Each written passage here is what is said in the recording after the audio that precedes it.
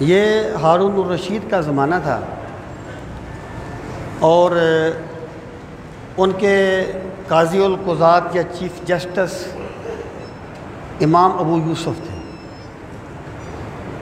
تو ہارون جو تھا وہ ان کا بڑا احترام کرتا تھا دین کے حوالے سے، اکٹھے کھانا کھاتے تو اگر کوئی اچھی چیز پکی ہوتی تو ہارون الرشید اٹھا کے قاضی ابو یوسف کے سامنے رکھ دیتا، امام ابو یوسف کے سامنے رکھ دیتا۔ تو ایک دن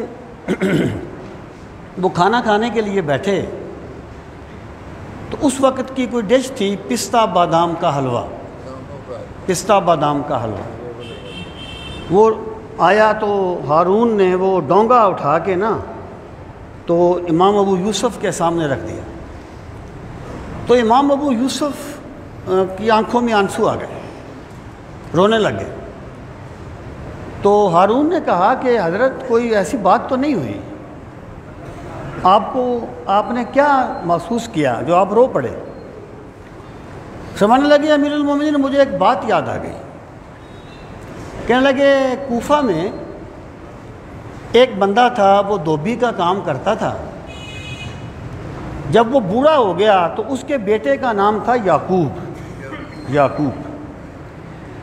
جب وہ بوڑھا ہو گیا بندہ تو اس کی بیوی نے یا یعقوب کی جو ماں تھی اس نے کہا یعقوب سے کہ بیٹا جا کسی دھوبی کی دکان پہ کام کر، گھر کا چولہا جلے گا تو روٹی کھائیں گے، کام ہوگا تو روٹی کھائیں گے۔ کہتے ہیں یعقوب پڑھنے کے لیے آیا، یعقوب گیا کسی دکان پہ کام کرنے کے لیے تو راستے میں ایک دھوبی کی دکان، راستے میں امام ابو حنیفہ کا حلقہ درس تھا، یعنی وہ یعقوب جا رہا تھا کسی دھوبی کی دکان پہ کام کرنے کے لیے، اس کی بات کر دی ہوگی، تو راستے میں امام ابو حنیفہ کا حلقہ درس تھا۔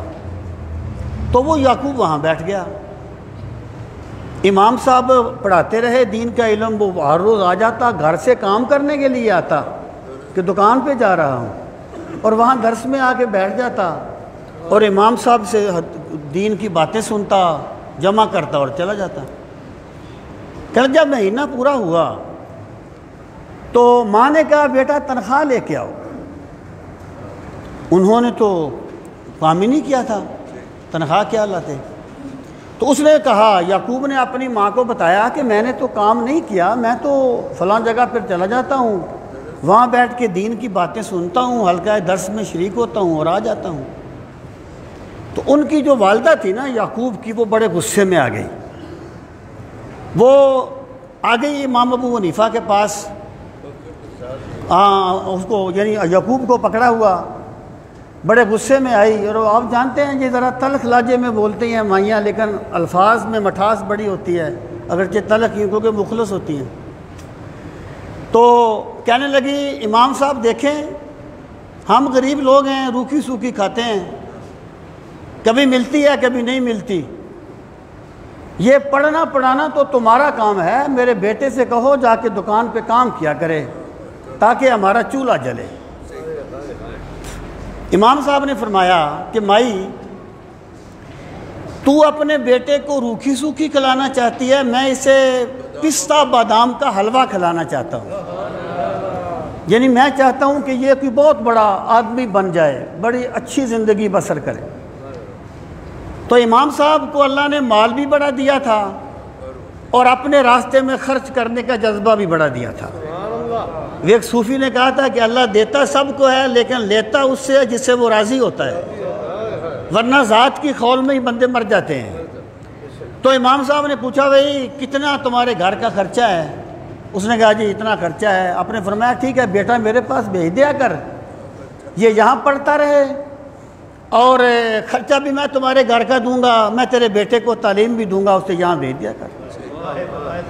کہتے ہیں وہ بچہ وہاں پڑھتا رہا یعقوب، یہاں تک کہ جب امام ابو حنیفہ کے جو بڑے بڑے شاگرد تھے نا ان میں وہ شامل ہو گیا۔ امام صاحب کا انتقال ہوا، تھوڑے عرصے کے بعد ان کا بیٹا ان کا جانشین بنا، لیکن اس کا ذرا توجہ زیادہ اشعار کی طرف تھی، وہ وہاں پر مناسب نہ رہے، پھر وہ امام صاحب کا جانشین بن گیا۔ پھر کہنے لگے امیر المومنین، یہ جو آپ کے سامنے امام ابو یوسف بیٹھا ہے نا، یہ وہی یعقوب ہے، ایک دھوبی کا بیٹا۔ روتا اس استاد کو یاد کر کے ہوں جس نے یعقوب کو امام ابو یوسف بنا دیا ہے۔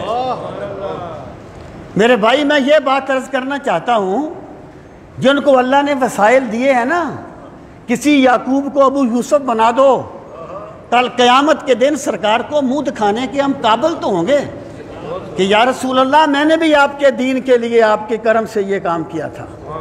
اگر زندگی اپنے خول میں ہی کھپ گئی تو پھر تو کھپ گئی۔ اللہ تعالیٰ ہمیں دین کا فہم صحیح نصیب فرمائے۔ وما علینا الا البلاغ المبین۔